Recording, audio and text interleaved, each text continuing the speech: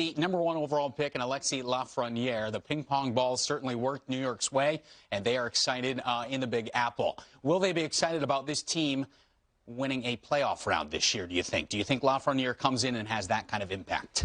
I definitely think the potential's there. And reason being, aside from Lafreniere, who we'll get to, you've got Artemi Panarin that was #2 in Hart Trophy last year in the voting. Now, that's for league MVP. He was money for them. Zibanejad's going to be healthy as well. He, too, had an amazing year for the Blue Shirts last year. You get Strome back in the fold. He, too, was excellent. We're just talking about up front. Now, Kaapo Kakko is going to be a year older, having a season of the NHL under his belt. I think he's going to be much better. He's slated on that second-line right wing. But Rupper, if I look at Lafreniere, I think it's nice where they have him slotted because he can interchange with Hedl from the center ice spot to the wing. And I'm looking for Lafreniere to show some flashes of brilliance. He'll have to learn on the fly, but I think he's going to have a nice impact for them. Yeah, I think people are just going to have to be patient and kind of tailor their expectations on what we're expecting from Lafreniere, because this team's going to use him in a little bit of a depth role, I think, to start. See what he's capable of grabbing onto and holding onto. And then once he kind of crosses those bridges, he'll be given the world. He'll be given the keys eventually at some point here. But the bigger thing for me with this New York Rangers team is there are so many guys that had career years last year. That's always hard to duplicate. You know, Artemi Panarin, you could have, you know, I mean, they're talking a Hart Trophy. Trophy final. So Artemi Panarin was unbelievable. Mika was out of this world last year. Talk about their goaltending. Shesterkin and Georgiev were awesome. Adam Fox first on the scene in a big way. So is there going to be a little bit of a, you know, can they sustain that again? Well, I think that's what falls on the shoulders of a Chris Kreider.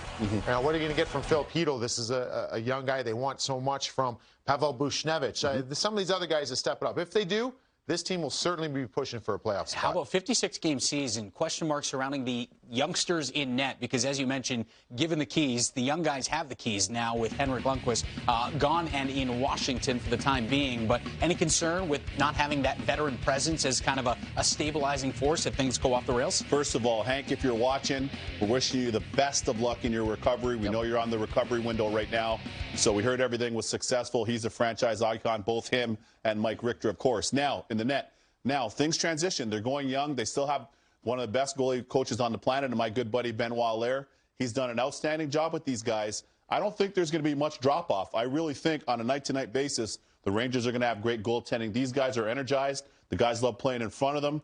They know that these are huge boots to fill, but they're not trying to be the next Henrik Lundqvist. They're trying to be the next Georgiev and Shesterkin, and I really think they've got one of the best young duos in the league. I think a lot of that's going to do to their D-core as well, what they can do. I would expect a little bit more from Jacob Trouba. I think he has more to give on the back end. I'll tell you what, though, when you look at this group, we got, Tony DeAngelo back in the mix. I mean, this is a talented group. I mean, it's a talented group for the future as well, because you got Keandre Miller, who's burst on the scene here, and he looks like he's ready to be a top 4 defenseman in this league. So that's going to be really big, I think, to the goaltender success. But let's keep in mind, too, this team is built not necessarily to win this year. Can they? I mean, do they want to? Absolutely. You want to win every night. But this team is about progression. I think this team's going to hoist a cup in the next 3 or 4 years. Let me piggyback that, too, to your point, Rupper, about the D. Couldn't agree more. If we can roll that D core one more time, because there's something I want to get in on that D core. What impresses me about that is if you can have Jacob Trouba in your third pair, like that's how far the Rangers D has come in a short amount of time. Think of the departures that have left the Rangers on the back end. Of course, the captain McDonough. Of course, Stahl. I mean, of course, we can continue going down the line for so many people that left. But look who's still there. Strawman, who was really good for them. I mean, Danny Girardi, who was a franchise Ranger. Now, but take a look at this now. To me, I like the top pair. Rupper, I love your point about Fox last year. DeAngelo coming off a massive season. But the steady, physical, rangy pair is the third pair. And Keandre Miller's had an outstanding camp so far from everything that I've been told.